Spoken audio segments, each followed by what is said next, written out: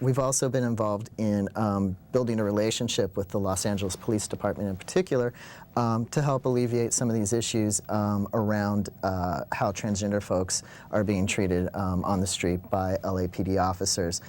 For example, I've had a client walk in who was simply walking down the street with another transgender woman, and you know, the officer stops him and gives him a citation and continuously calls them sir, you know, even though they ask him to stop.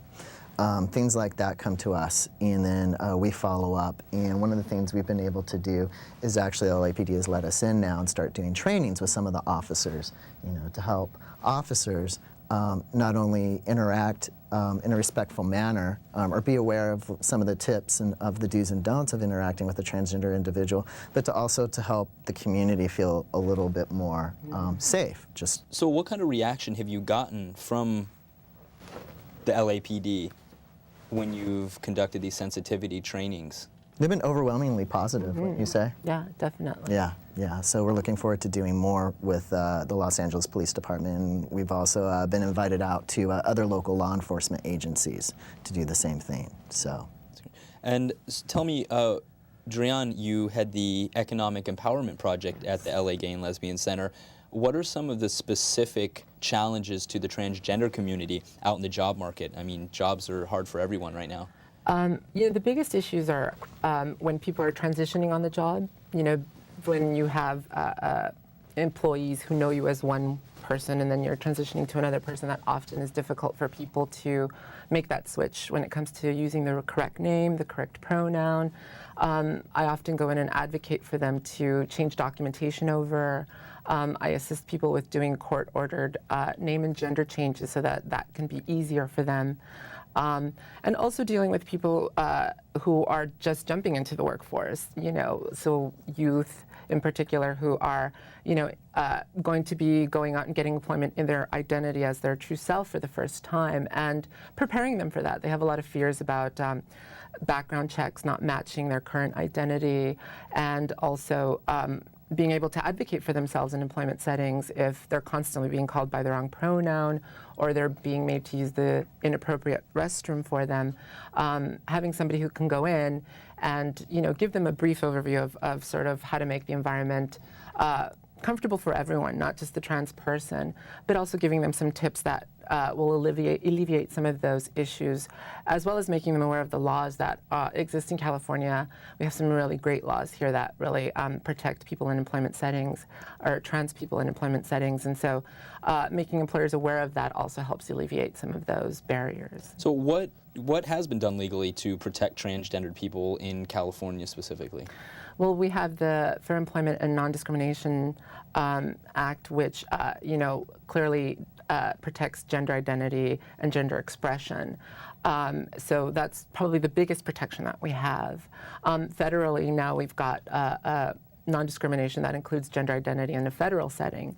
So protection is growing more and more and throughout various states as well, so there's more happening. On the federal level, we have the Hate Crimes Act that has included sexual orientation and gender identity now. And we've had that in California for several years, but now it's a federal act. And then, as Drian mentioned, we have employment non-discrimination laws here in the state of California. We're fortunate to have a lot of protections in our legislation and in our statutes compared to other states. But one thing that's still lacking on a federal level, well, there's many things that are lacking on a federal level, but one that's kind of a point right now that people are really trying to push is the Federal Employment Non-Discrimination Act.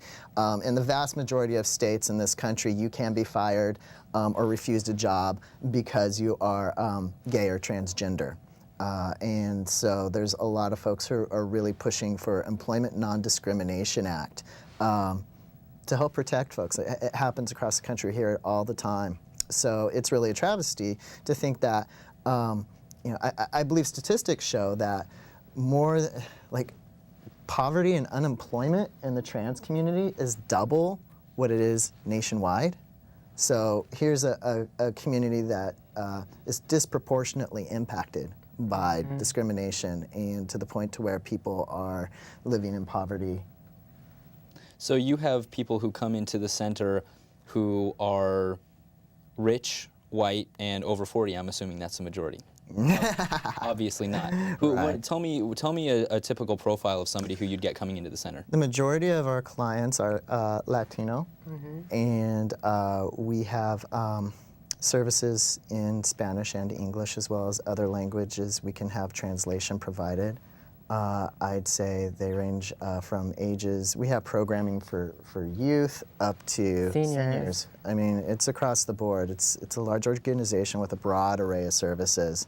And it's centrally located in Hollywood, so it's pretty accessible for most folks. But we are social services, so a lot of the people are there accessing social services because they need social services. They're not empowered to go out and hire their own attorney, you know, to help seek legal action or file a lawsuit against a former employer. You know, they're coming to us for a reason. The age at which somebody determines, you know, hey, I'm not in the right body, what do you think is the determining factor that somebody could go by when trying to figure that out for themselves at a young age a lot? It's very diverse.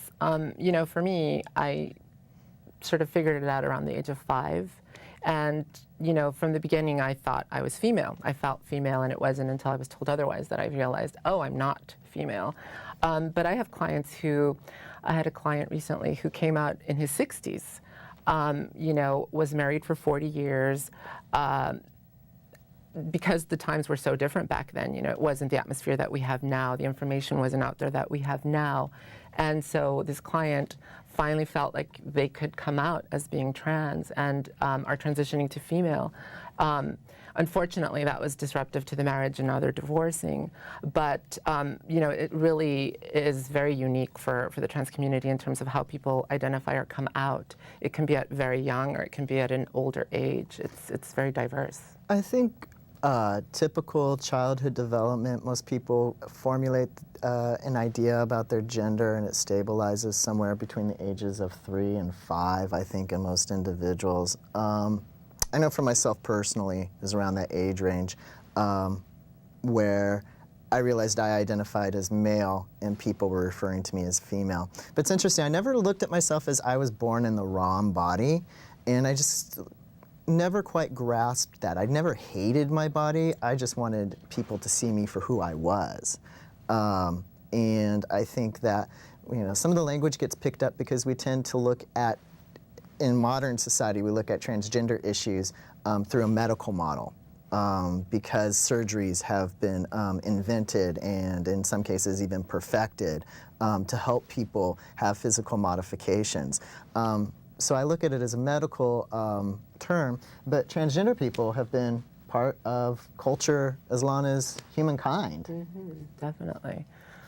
So you have both headed projects that are very helpful in Los Angeles to the transgender community. What would you say would be something that is coming in the future for the transgender communities to help even further? Some other service the center could provide? Well, I think that, you know, our services continue to expand and be more inclusive of the trans community. I think what's happening, and particularly in our department, the legal services, it's becoming a sort of one-stop shop for the trans community. They know that once they come to our department, they'll either get the service that they're looking for or a culturally competent referral to the service that they need. So I think that that's really what's sort of solidifying now, a one-stop shop, a place where people are recognizing as this is the place to go when you need whatever service it is you're looking for.